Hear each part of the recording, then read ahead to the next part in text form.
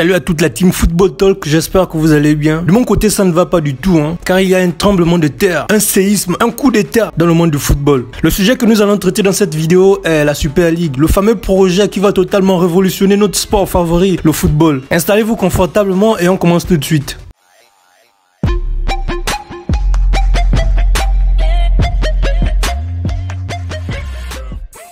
Vous en avez peut-être déjà entendu parler, 12 des clubs européens les plus importants ont annoncé avoir conclu un accord pour la création d'une nouvelle compétition, dénommée la Super League, gouvernée par ces clubs fondateurs, et ils précisent ne plus participer à la Ligue des Champions que nous connaissons. On retrouve parmi ces clubs 3 clubs italiens, à savoir l'AC Milan, la Juventus de Turin et l'Inter de Milan. En Angleterre, on retrouve 6 clubs, à savoir Arsenal, Chelsea, Liverpool, Manchester City, Manchester United et Tottenham Hotspur. En Espagne également, on compte le Real Madrid, le FC Barcelone et l'Atlético de Madrid. Ce sont là ces clubs qui se sont unis en tant que club fondateur. 3 clubs supplémentaires seront invités à les rejoindre avant le début de la compétition inaugurale qui demeurera aussitôt que possible. Aucun club français ni allemand n'est pour l'instant concerné par la révolution. Concernant le format de la compétition, il y aura 15 équipes et non 12 qui seront présentes constamment dans cette épreuve, plus 5 additionnels qualifiés chaque année à travers un système basé sur leur performance de la saison précédente. On apprend aussi que les matchs se disputeront en semaine et que les clubs qui continueront à jouer dans leur ligue nationale préservant ainsi le calendrier traditionnel des matchs qui reste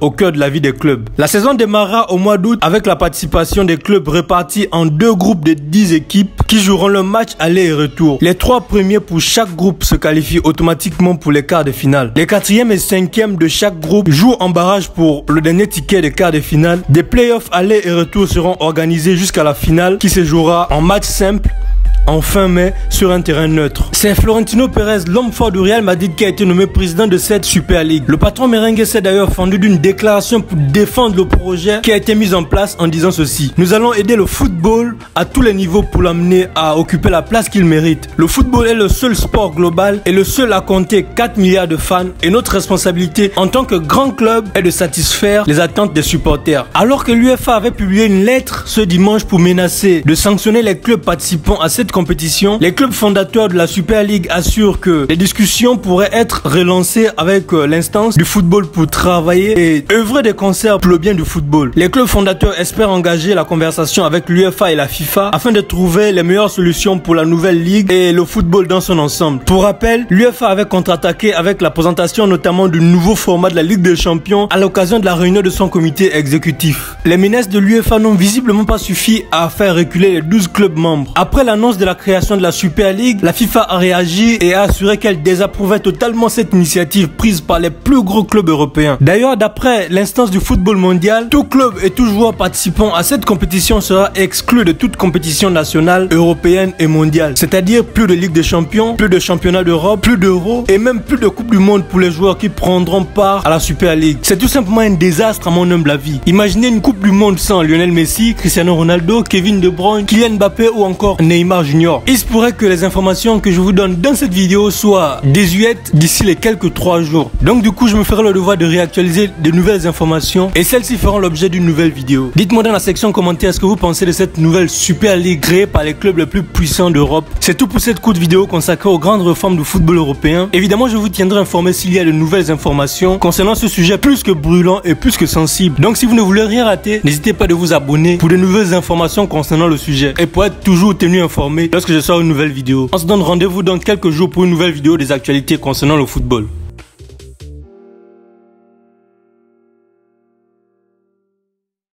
Mama sang us to sleep, but now what's to stop?